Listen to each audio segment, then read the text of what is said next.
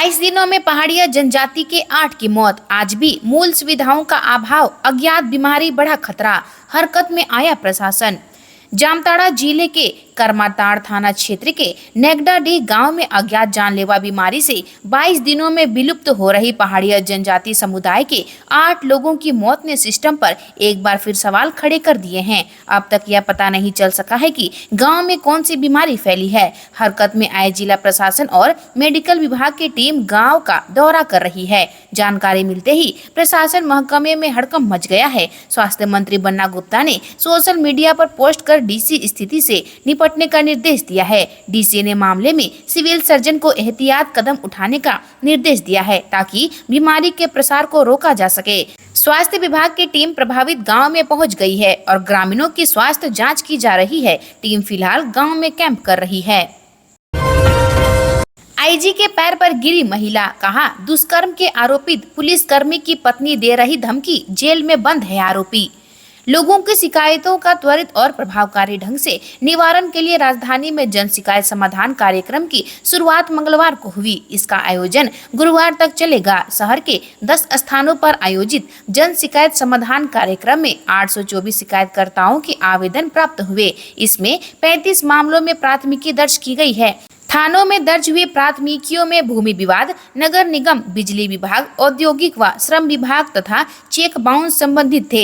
बच्ची के साथ दुष्कर्म के मामले में एक महिला आईजी के पैर पर गिर गई। सुखदेव नगर इलाके में रहने वाली महिला ने आईजी मनोज कौशिक के पैर पर गिरकर न्याय की मांग करने लगी। उसका कहना था कि वर्ष 2022 में उसकी बेटी के साथ दुष्कर्म की घटना हुई। आरोप था कि हथियार के बल पर आरोपित पुलिसकर्मी नीरज खौसल ने घटना को अंजाम दिया था।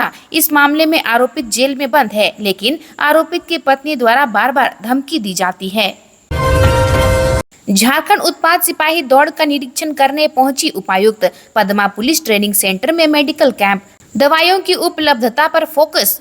झारखंड उत्पाद सिपाही दौड़ प्रतियोगिता का निरीक्षण करने उपायुक्त नैन्सी सहाय आज 11 सितंबर सुबह 7 बजे हजारीबाग के पदमा पुलिस ट्रेनिंग सेंटर पहुंची। निरीक्षण के क्रम में उन्होंने बताया कि 9 सितंबर से 13 सितंबर तक चलने वाले इस दौड़ में प्रतिभागियों के लिए सभी व्यवस्थाएं की गई हैं। उन्होंने आज ट्रेनिंग सेंटर के मेडिकल कैंप, रात्रि में रुकने की व्यवस्था, मेडिकल कैंप में दवाइयों की उपलब्धता, शौचालय आदि का जायजा लिया। उन्होंने बताया कि पदमा में चल रही उत्पाद सिपाही दौड़ प्रतियोगिता संचालित किया जा रहा है तथा सभी सुविधाएं मुकम्मल हैं। मौके पर उन्होंने दौड़ में शामिल हो रहे सभी अभ्यर्थियों को शुभकामनाएं दी। नशीला पदार्थ बेचने वाला भेजा जेल। पेलावल पुलिस ने अब तक 40 को भेजा जेल। लगातार अभियान रहेगा जारी।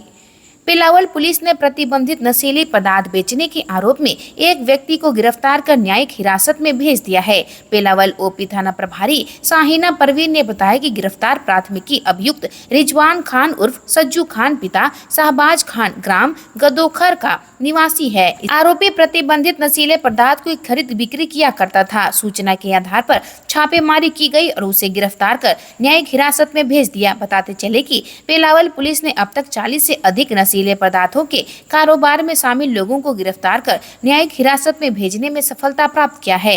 थाना प्रभारी ने यह भी बताया कि नशीला पदार्थ बेचने वालों के खिलाफ लगातार अभियान चलाया जा रहा है। ऐसे लोगों को किसी भी कीमत पर बख्शा नहीं जाएगा। इलाज के अभाव में मर रहे प्रिमिटिव ट्राइब के लोग, पैसे लेकर डॉक्टरों को मिली मनचाहा पोस्टिंग। कमेटी बना करे जांच। बाबूलाल मरांडी ने सीएम हेमंत को लिखी चिट्ठी।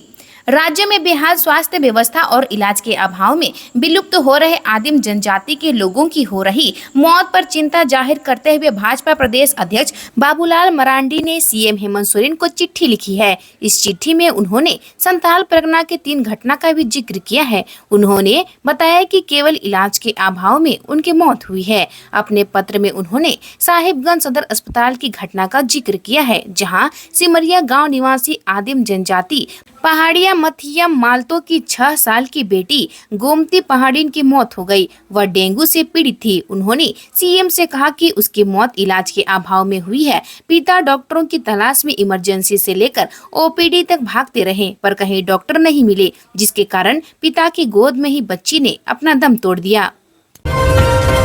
दुष्कर्म मामले में फांसी की सजा पाए 3 आरोपित बरी। झारखंड हाई कोर्ट की खंडपीठ ने नाबालिग से दुष्कर्म के बाद हत्या के मामले में फांसी की सजा पाए 3 आरोपितों को बरी कर दिया है। अदालत ने अपने आदेश में कहा कि तीनों अभियुक्तों के खिलाफ कोई प्रत्यक्ष साक्ष्य नहीं मिला था और न ही पीड़िता को अंतिम बार इनके साथ देखा गया था। सिर्फ शक और घर आने जाने के आधार या संदेह के आधार पर किसी को दोषी नहीं ठहराया जा सकता। इसके बाद हाई कोर्ट ने निचली अदालत के आदेश को रद्द करते हुए मामले से तीनों को बरी कर दिया है। देवघर के मोहनपुर थाने में अप्रैल 2020 में एक नाबालिग के साथ दुष्कर्म कर हत्या के मामले में निचली अदालत ने विष्णु यादव, रीतलाल यादव एवं भावेश यादव को फांसी की सजा सुनाई थी। बता दें कि 15 वर्षीय लड़की अपना कपड़ा लाने के लिए 8 अप्रैल 2020 को घर से साइकिल से सरैया गाँव गई थी, लेकिन वह घर वापस नहीं लौटी। बीजेपी चुनाव से पहले करेगी खेला, हेमंत सोरेन बोले। विधायकों और मंत्रियों को खरीदने की हो रही है कोशिश। सीएम हेमंत सोरेन ने कहा कि झारखंड को भाजपा की गिद्ध दृष्टि से बचाने का समय आ गया है। आसमान में ये गिद्ध लगातार मंडरा रहे हैं। मंदिर, मस्जिद, घुसपैठ और हिंदू मुस्लिम कर समाज और परिवार को तोड़ने की साजिश हो रही है। इन्हें घुसने मत दीजिएगा। सीएम ने कहा है कि राज्य के प्रत्येक परिवार को सालाना 1 लाख रुपए की मदद दी जाएगी। ऐसी व्यवस्था सरकार सुनिश्चित करने जा रही है। मुख्यमंत्री ने कहा कि सर्वजन पेंशन, मैया सम्मान योजना, कृषि ऋण माफी, बिजली बिल माफी, 200 यूनिट फ्री बिजली, अबुआ आवास, अबुआ स्वास्थ्य कार्ड, बिरसा हरित क्रांति, गुरुजी क्रेडिट कार्ड सहित दर्जनों कल्याणकारी योजनाओं का लाभ सीधे लाभुकों को दिया जा रहा है। सरकार गांव-गांव जाकर योजना का लाभ वंचित परिवारों को दे रही है और यह सिलसिला जारी रहेगा। क्या ढूंढ रहे चोर? नीट प्रश्न पत्र लीक मामले में सील गेस्ट हाउस में घुसे 20 दिन में दूसरी वारदात।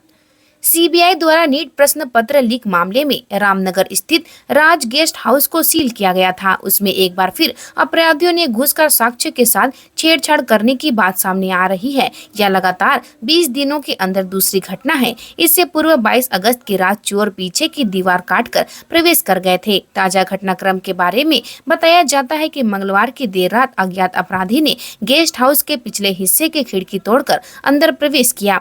स्थानीय लोगों को इसकी जानकारी हुई तो कटकमदाग थाना और सीबीआई को इसकी जानकारी दी गई। बता दें कि दिल्ली से सीबीआई की टीम ने दोबारा राज गेस्ट हाउस को सील किया था। आश्चर्य की बात है कि मंगलवार रात भी अपराधी गेस्ट हाउस के पिछले हिस्से की खिड़की से अंदर घुसी और फिर उसी दुकान में चोरी की घटना को अंजाम दिया है, जहां पहले घटना घटी थी। मारपीट का आरोपी हुआ गिरफ्तार। आजसू नेता रह चुका है आरोपी मुन्ना सी। आदिवासी महिला और उसकी बेटी से की थी बदसलूकी।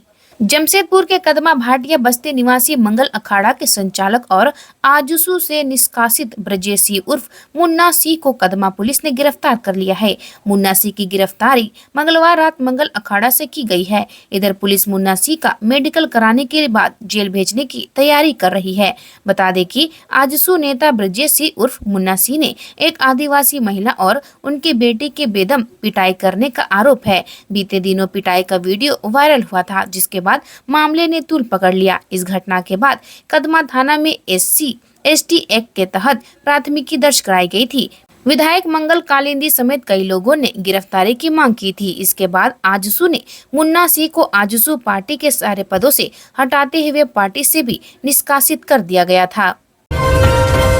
पीएम मोदी वंदे भारत एक्सप्रेस को ऑनलाइन दिखाएंगे हरी झंडी। वैद्यनाथ धाम स्टेशन पर होगा मुख्य कार्यक्रम।